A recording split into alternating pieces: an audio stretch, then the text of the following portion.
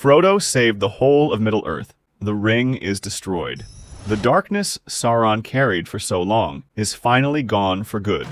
So why does he still walk away from everything and sail off on that ship? If you've watched Return of the King, you know that ending breaks your heart a little. And the real reason he leaves goes a lot deeper than you'd think. Let's start with his body. Frodo didn't come home from that journey in one piece. Not really. On Weathertop, the Witch King stabbed him with a Morgul blade, and a piece of that blade worked its way toward his heart before Elrond managed to stop it. Later, in Shelob's lair, the giant spider stung him and left him paralyzed. And right at the very end, on Mount Doom, Gollum bit off his finger along with the ring. These wounds never fully went away. Every year, on the anniversary of the Weathertop stabbing, his shoulder would ache and his mind would go somewhere dark. Every spring, around the time Shelob got him, he'd feel that same cold, sick feeling again.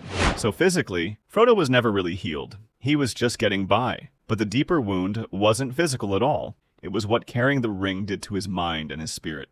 Mortals were never supposed to hold something like the One Ring. It doesn't just tempt you, it actually pulls you halfway into another world. The world of wraiths, where the Nazgul live. Frodo felt that pull the entire journey, and it left a mark on him that Middle-earth had no way of fixing. On top of that, he carried guilt. In the final moment at Mount Doom, Frodo didn't destroy the ring on his own. He actually claimed it for himself, and it was only because Gollum attacked him and fell into the fire that the ring was destroyed at all. Frodo knew that.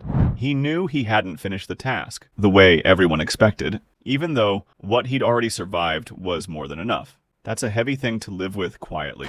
And here's something people forget if they've only watched the movies. In the books, when the hobbits finally get home, the Shire isn't peaceful and waiting for them. It's been taken over by Saruman's men, who've cut down trees, wrecked homes, and turned the place into a mess.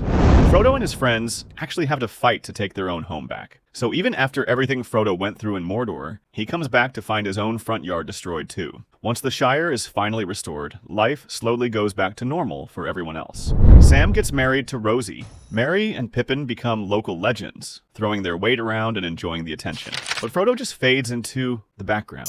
Barely anyone in the Shire even understands what he actually went through. He saved their whole world, and most of them will never know it. So why couldn't he just go rest somewhere closer, like Rivendell? That's a fair question.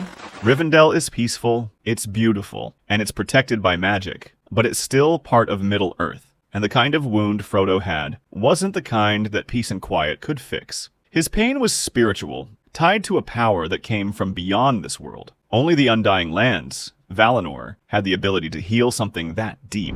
Valinor isn't really a place on a map anymore, not since the world was reshaped. It's more like a separate realm entirely, where the Valar and the Maiar live alongside the Elves. Normally, no mortal is allowed to set foot there. But because Frodo and Bilbo were ring-bearers, and because of everything they sacrificed, they were given a rare exception. It was less of a punishment and more of a reward. A final act of mercy for two people who gave up their peace so everyone else could keep theirs. Now compare that to Sam. Sam carried the ring too, but only for a short time, right near the very end, and never under the same crushing pressure Frodo faced for months. Because of that, the damage to him was much lighter. Sam actually got to live a full, happy life. He had Rosie, he had kids, he became mayor of the Shire multiple times. He healed the way a person is supposed to heal, surrounded by the people he loves. Frodo simply couldn't do that anymore. Being around Sam's joy, watching his best friend build the life Frodo himself could never have, that was its own kind of pain.